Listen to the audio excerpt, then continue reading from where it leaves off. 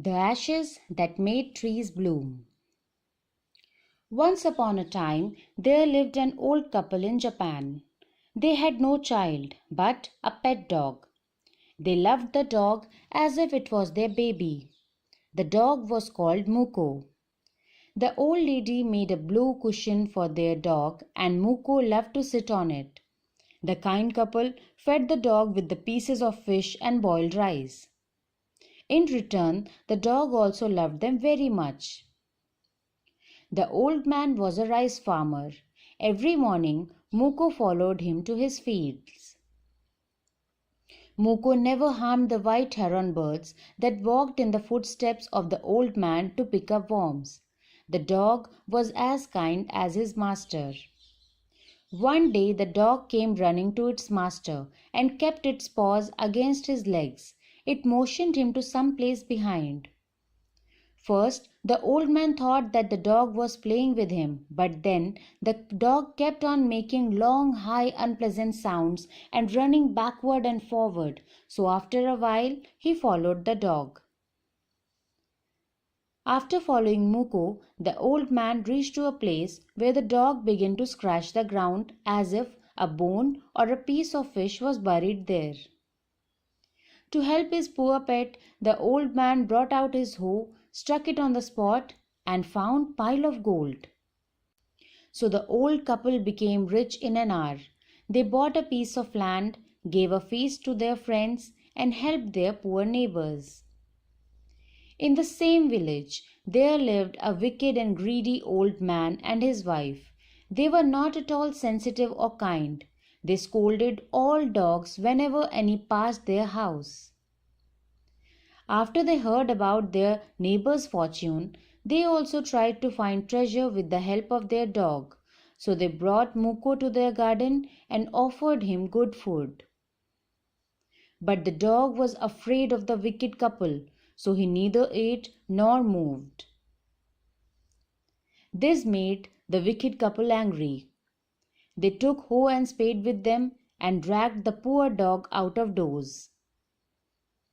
As they reached the pine tree, the dog began to scratch the ground. The greedy couple, thinking that a treasure must be buried, started digging at the spot immediately.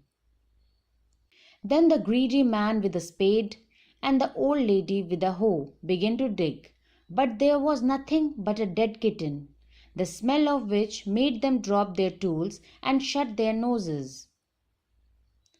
Losing their tempers, they kicked the dog and beat him to death, and the lady chopped off his head with the hoe. They threw his dead body in a hole and buried him. When the old man got to know the news of his pet's death, he mourned for him and went at night under the pine tree and paid his respects. He put fresh flowers there and kept a cup of water and tray of food on the grave. He burned several incense sticks. He mourned for Muko and called him many dear names. That night, as he was sleeping, the spirit of the dog came in his dream and told the man to cut down the pine and make a mortar and a mill from it. The old man did as he was told to do. He chopped the tree, and with the middle of the trunk he took out a section and finally made the mortar and the mill. As the new year came nearer, he wished to use the mortar and the mill to make rice pastry. With the help of his wife, he pounded the rice. When the old woman took the mill and began to grind the bean, heavy gold coins started falling from it. Again, the old couple became rich. Meanwhile, the wicked couple was spying on them.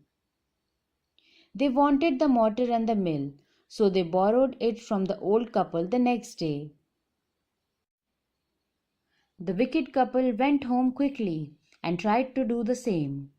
But as soon the old man began to pound the rice and the old wicked woman began to grind, the rice and beans turned into worms. The wicked man turned angry and destroyed the tools, and he used the broken pieces as firewood. The old man had another dream that night. The dog spirit came and told his owner how the wicked couple burned the mill and the mortar.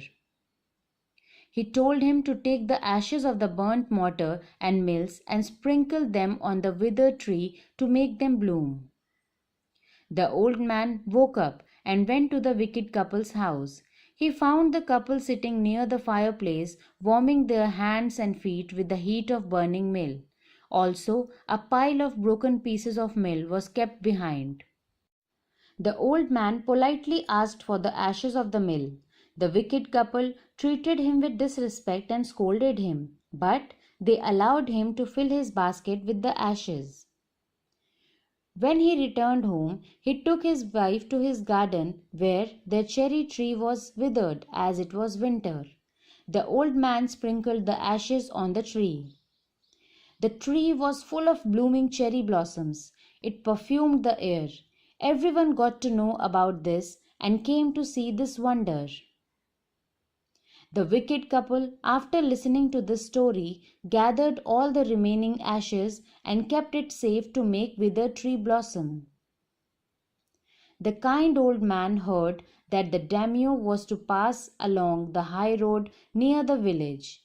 He took his basket of ashes and went to see him. As the train approached, he climbed up into an old withered cherry tree that stood by the wayside. In the days of daimyos, it was a custom not to look down on the lordship. All the people on road would fall down on their knees until the procession passed by. A tall man marched ahead asking the people to get down on their knees.